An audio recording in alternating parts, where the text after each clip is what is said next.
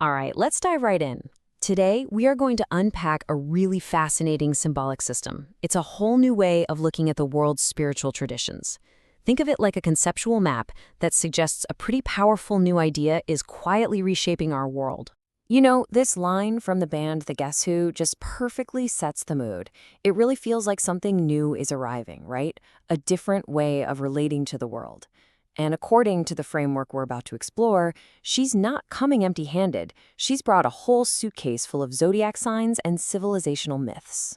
Okay, now this is super important to get straight from the jump. We are not talking about a new religion. This isn't a rigid set of rules you have to follow. It's a framework, a lens, that's designed to help us see a pattern that, according to the source material, is already unfolding all around us. So here's our game plan for this tour. First, we're going to unfurl the entire map. Then we'll take a journey through the 4 elemental empires: fire, water, air, and earth. After that, we'll uncover the really unique role of this central hub, and then finally, we'll see what this map might tell us about our world today. All right, so let's start with the big picture, the grand design, the complete wheel. That is the foundation for this whole system. And here it is, the entire map all in one go. You can see how the 4 great empires are each tied to an element, a symbol, and 3 zodiac traditions. But look at the center, Japan. Its element is quintessence. That's the 5th element, spirit. And its symbol is a slime mold. Yeah, you heard me right. And that strange little detail, that's the key to the whole thing. Okay, so let's kick off our journey with the first 2 empires, fire and water. This is where we'll start to feel their really distinct spiritual moods.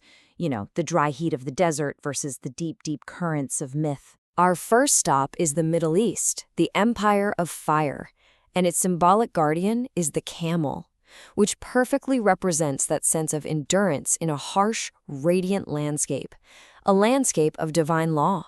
This is the empire that birthed the great monotheistic faiths, and each one is linked here to a fire sign.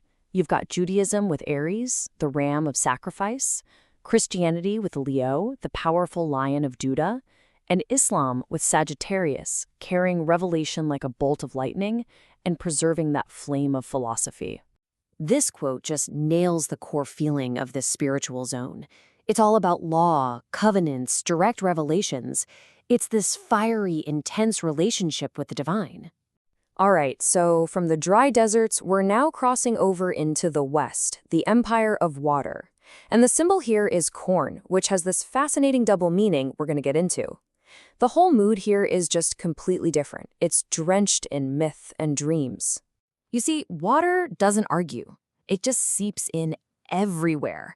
The Norse myths under Cancer are kind of like frozen water, holding on to these ancient memories.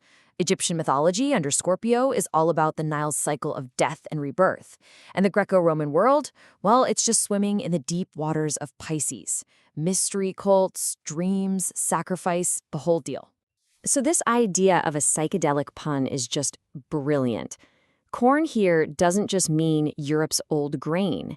It also refers to maize from the New World, which completely transforms not just agriculture, but also mysticism. It's a symbol of both ancient roots and radical, mind-altering transformation. Okay, let's shift gears. We're now turning to the next pair of empires, moving from the emotional depths of water and the radiant heat of fire to the intellectual heights of air and the grounded, solid forms of earth. So, welcome to India, the Empire of Air, symbolized by the elephant. Here, metaphysics isn't something written in stone. It's carried on the wind. It's a place where spiritual truths are just as vast and present as the sky itself. In this empire, the spiritual currents are breathed and they're sung. You've got Sikhism under Gemini with its twin swords and focus on breath as prayer. Jainism under Libra with its delicate balance of ethics and these almost weightless vows of non-harm. And then there's Hinduism under Aquarius, which provides what the source calls the astral infrastructure for the modern New Age. You know, chakras, karma, mantras, meditation. And this is really the essence of the air empire. Spirituality isn't a list of commands you follow, it's an immersive, atmospheric condition. It is literally the air that you breathe. Our final stop on this outer wheel takes us to China, the Empire of Earth. The symbol here is bamboo, which is just the perfect representation of this empire's focus on elegant structure, flexibility, and form. In this empire, spiritual practice is all about precision and elegant arrangement. Confucianism, under Taurus, builds structure right into daily life. Taoism, under Virgo, finds immense power in emptiness, in the vessel. And Buddhism gets refined under Capricorn into Zen, practical, disciplined, the CEO monk. Now, this might sound a little Zen, but it really gets to the heart of the Earth Empire. Its focus isn't on solid force, but on the incredible power of structure, of form, and of the defined void. I mean, think about it. The strength of bamboo comes from the fact that it's hollow. Okay, so we have now toured all 12 currents on the outer wheel, but our journey is now taking us to the most unique and, honestly, the most crucial part of this entire map, the center, the hub that holds the whole thing together. So the symbol for the hub is the slime mold, and this is way more than just a metaphor. Get this. Scientists actually used the networking logic of a slime mold to help design the Tokyo subway system, and it did a better job than human engineers. It found the most efficient pathways with absolutely no central command. And this connects that incredible modern tech feat directly back to an ancient spiritual principle. The source material calls this kami logic, that intuitive, responsive, and deeply efficient networking that is so characteristic of Shinto, the spiritual tradition of Japan. And this reveals Shinto's really unique role in this whole map. Its power isn't about dominance, it's about connection. It doesn't act like a conquering king, but more like a connecting host, offering hospitality and just allowing the entire wheel to turn. So in our final section, we're going to bring all of this together and see how this abstract map might actually be describing very real shifts that are happening in our world right now. So what are the signs of this new gravity? Well, according to the source, they look something like this. A new focus on the sacredness of objects and places. A trust in just simple reverence. A more relaxed, less defensive approach to tradition, and a return to silence. It's a big shift from loud explanation to quiet presence.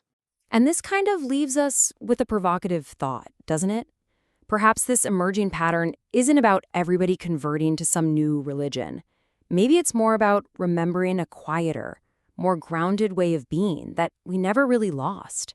A path that's actually been there all along. And that's our explainer, a journey through a new spiritual map. A map suggesting that maybe the true center isn't about power, but about connection, and that a new gravity might already be quietly reshaping our world from within. Thanks so much for exploring it with me.